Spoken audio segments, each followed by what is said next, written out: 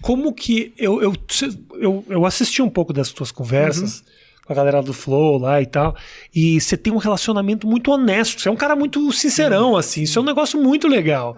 E eu acho que o teu público saca isso, né, cara? Tem um relacionamento que eu vejo, tava olhando algumas lives tuas gravadas, assim e tal, que é um relacionamento muito sincero com aquela galera que te segue. Sim. Você, de vez em quando, não se sente um pouco exposto ou isso realmente te preenche, assim? Eu tenho a tranquilidade de saber que é algo que, quando eu comecei a fazer live, eu olhei, era o pior momento da minha vida, literalmente. E quando eu comecei a fazer, eu já estava passando pelo tratamento de depressão, já estava ali no momento onde eu sabia, porque tem muita gente que procura e fala assim, eu quero fazer live, eu tô mal, tal. Eu falo, cara, quando eu comecei a fazer live, eu já estava sendo, né, uma pessoa, já tinha sido clinicada, eu já estava medicado, eu estava passando pelo processo de você se curar, né, e usei como forma de terapia. Quando eu liguei Te ajudou, não era o remédio. Não era o remédio, era uma terapia, era uma forma de terapia para eu estar com pessoas. Porque quando você entra em depressão, você quer se isolar.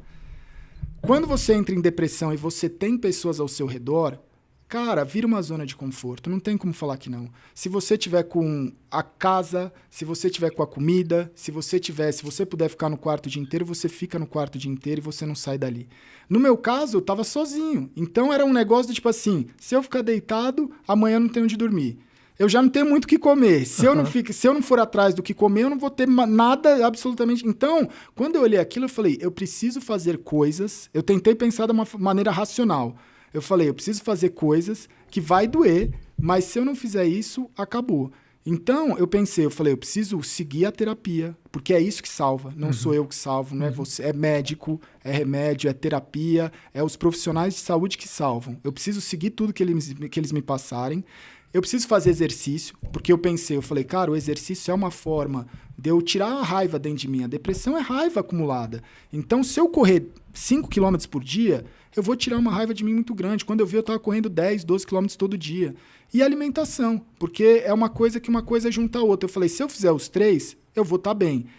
Quando eu olhei e falei assim, o que mais que eu posso fazer? Porque eu estou isolado. Eu tenho meu computador, eu tenho internet, eu conheço dos jogos, sei que esse mercado de streaming é algo que pode, né, já estava crescendo, mas eu acho que ainda está no começo, porque a internet, jogos, você está sempre no começo. Parece que sempre está bombando, mas sempre tem gente que não sabe o que é. Então você tem sempre gente nova para chegar. E aí eu olhei e falei, quer saber, velho, eu vou fazer a stream, mas eu não vou fazer só a stream para criar conteúdo, eu vou fazer stream para criar relação.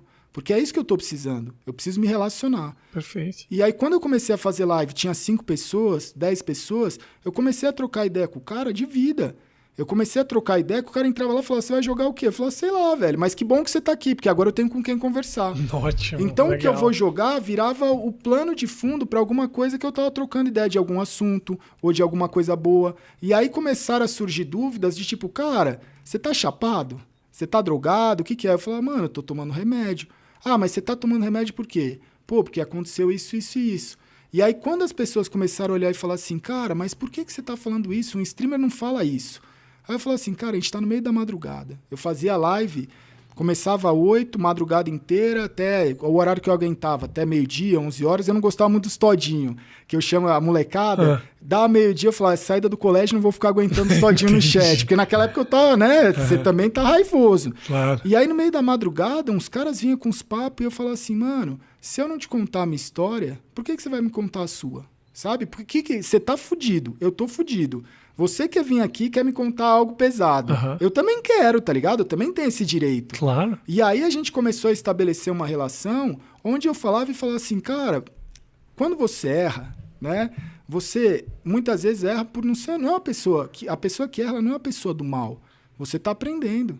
Né? Você vai cometer erros na sua vida. E tem coisas que você vai passar que a culpa não é sua. Igual eu estava falando lá de separação, briga familiar, muitas vezes a culpa não é sua. Então você vai ter vergonha disso. Coisas que aconteceram comigo, o pessoal falava, você não tem vergonha? Eu falava, mas mano, a culpa não é minha. Por que eu vou ter vergonha de falar que aconteceu isso, ou que aconteceu aquilo, ou que eu passei por isso? Eu falava assim, cara, se eu não tirar isso de dentro de mim e dividir com as pessoas, eu vou ficar segurando esse peso. E esse peso vai se transformar de novo em depressão ou em alguma coisa que eu acho que foi muito mais racional pelo instinto de sobrevivência.